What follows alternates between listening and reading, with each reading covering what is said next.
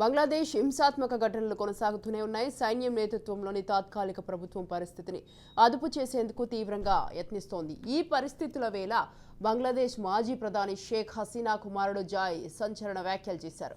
కొత్తగా ఏర్పాటైన ప్రభుత్వం బంగ్లాదేశ్లో ఎన్నికలు నిర్వహించేటప్పుడు మళ్లీ షేక్ హసీనా దేశానికి తిరిగి వస్తారని ఆమె కొడుకు జాయ్ అన్నాడు.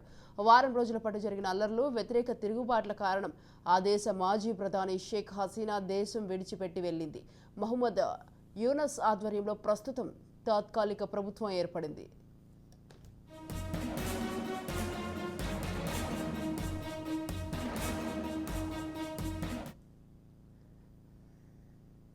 అమెరికాలో ఉన్న షేక్ హసీనా కుమారుడు జాయ్ సజీబ్ వాజిద్ కీలక వ్యాఖ్యలు చేశారు. ప్రస్తుతం ఆమె న్యూఢిల్లీలో సురక్షితంగా ఉందని తెలిపారు. ఇక తర్వాత ఎన్నికల్లో జరిగేలో అవామీ లీగ్ పార్టీ పోటీ చేస్తోందని, ఎలక్షన్లో నిలబడటానికి ఆమె బంగ్లాదేశ్ వస్తారని, అందులో విజయం కూడా సాధిస్తుందని జాయ్ ధీమా వ్యక్తం చేశారు. గతంలో జాయ్ ఆమె తిరిగి రాజకీయాల్లోకి రాదని చెప్పాడు.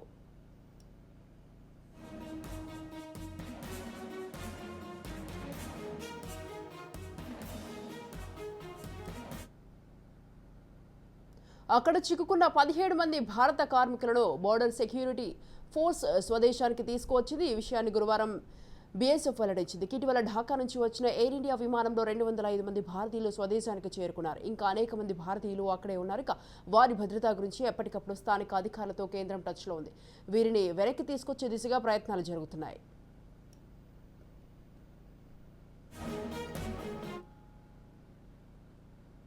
ఈ క్రమంలో సరిహద్దులో నెలకొన్న పరిస్థితులను సమీక్షించేందుకు కేంద్ర ప్రభుత్వం ఉన్నత స్థాయి కమిటీని ఏర్పాటు చేసింది. బంగ్లాదేశ్లో భారతీయులు, హిందువులు, ఇతర మైనార్టీల భద్రతను ఈ కమిటీ పర్యవేక్షించనుంది. బీఎస్ఎఫ్ తూర్పు కమాండ్ ఏడీజీ నేతృత్వంలో ఈ కమిటీ నియమించినట్లు కేంద్ర హోంశాఖ వెల్లడించింది. బంగ్లాదేశ్లో నిరసనలు ఆగడం లేదు. ఇప్పటికే అనేక మంది నిరసనకారులు అనేక మందిపై దాడులు చేస్తున్నటువంటి పరిస్థితి. సామాన్య ప్రజల మీద కూడా వాళ్ళు దాడులు చేస్తూ ఉన్నారు. వాళ్ళ ఇళ్లలో చోరీలు చేస్తూ ఉన్నారు. అనేక మంది హిందూ ఆలయాల మీద దాడులు చేసినటువంటి పరిస్థితి. ఈ నేపథ్యంలో బంగ్లాదేశ్ ప్రధానిగా రాజీనామా చేసినటువంటి హసీనా కుమారుడు జాయ్ చేసినటువంటి కామెంట్స్ ఇప్పుడు చాలా అలజడి రేపుతూ ఉన్నాయి, ఆసక్తి రేపుతూ ఉన్నాయి. తను ఏమంటున్నాడంటే, రాబోయేటువంటి కొత్తగా కొలుదిరినటువంటి ప్రభుత్వం త్వరలోనే కొత్తగా ఎన్నికలు నిర్వహించాలి. ఈ ఎన్నికల్లో బంగ్లాదేశ్ ప్రధానిగా రాజీనామా చేసి వెళ్ళినటువంటి తన తల్లి షేక్ హసీనా మళ్ళీ వచ్చి ప్రధానిగా పోటీ చేసినటువంటి ఆస్కారం ఉందని చెప్పేసి కూడా హసీనా కుమారుడు జాయ్ కామెంట్ చేస్తున్నటువంటి పరిస్థితి. రాజకీయ శరణార్థిగా భారత్కు వచ్చినటువంటి హసీనా తిరిగి మళ్ళీ బంగ్లాదేశ్కు చేరుతుందా లేదా అనేటువంటిది కూడా ఆసక్తికరంగా మారింది. మరికొన్ని ఎంతకాలంలో ఎన్నికలు నిర్వహిస్తారు అనేది కూడా ఇప్పటికీ స్పష్టత రాలేదు. కొత్తగా వచ్చినటువంటి ప్రధాని మహమ్మద్ యూనస్ ఆ దేశ ప్రజలకి, దేశ పౌరులకి శాంతిగా ఉండండి, సామరస్యంగా ఉండండి అనేసి కూడా పిలుపునిస్తూ ఉన్నారు. అయినప్పటికీ కూడా బంగ్లాదేశ్లో ఇప్పటికీ అల్లర్లు తగ్గలేదు. 10 హిందూ దేవాలయాల మీద అల్లరి మూకలు దాడులు చేసినటువంటి పరిస్థితి. అదేవిధంగా బంగ్లాదేశ్లో ఉన్నటువంటి 1200 మంది జీవిత ఖైదీలుగా ఉన్నటువంటి వాళ్ళు జైళ్ళల్లో నుంచి పరారైపోయి జనజీవన సెవంతిలో కలిసిపోయారు. వాళ్ళు ఎలాంటి అలజడులు చేస్తున్నారు అనేటువంటిది కూడా అక్కడ నుండి బంగ్లాదేశ్ దర్యాప్తు బృందము కనిపెట్టలేకపోతుంది.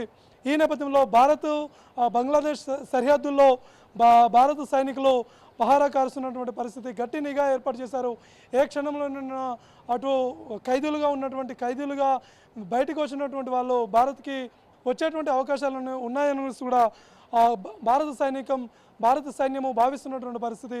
ఈ నేపథ్యంలో చొరబడిదారులుగా వాళ్ళు వచ్చేటువంటి అవకాశం ఉందని చెప్పేసి బంగ్లాదేశ్ భారత బార్డర్లో వాళ్ళు పహారా కాస్తున్నా ఉన్నారు.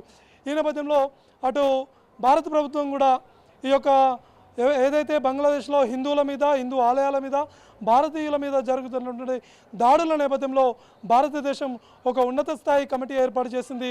ఈ కమిటీ ఎవరి మీద దాడులు జరుగుతూ ఉన్నాయి, ఏ భారతీయ పౌరులకి రక్షణ లేదు అని చెప్పేసి కూడా భారత ప్రభుత్వం ఏర్పాటు చేసినటువంటి ఈ ఉన్నత స్థాయి కమిటీ పర్యవేక్షించేటువంటి ఆస్కారం ఉందనేసి కూడా భారత హోంశాఖ వెల్లడించినటువంటి పరిస్థితి కనిపిస్తూ ఉంది.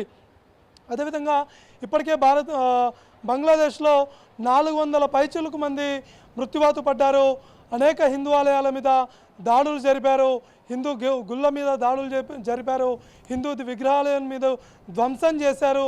మొత్తానికి చూసినట్లయితే బంగ్లాదేశ్ నూతనంగా ఎన్నికైనటువంటి ప్రధానమంత్రి ఏ మేరకు బంగ్లాదేశ్లో అల్లర్లని నివారించగలుగుతారు, ఏ మేరకు అల్లర్లని శాంతింపజేస్తారు అనేసి కూడా ఆసక్తి రేపుతూ ఉంది. కెమెరామెన్ భరత్తో శరత్ చారి, రాజ్ న్యూస్, హైదరాబాద్.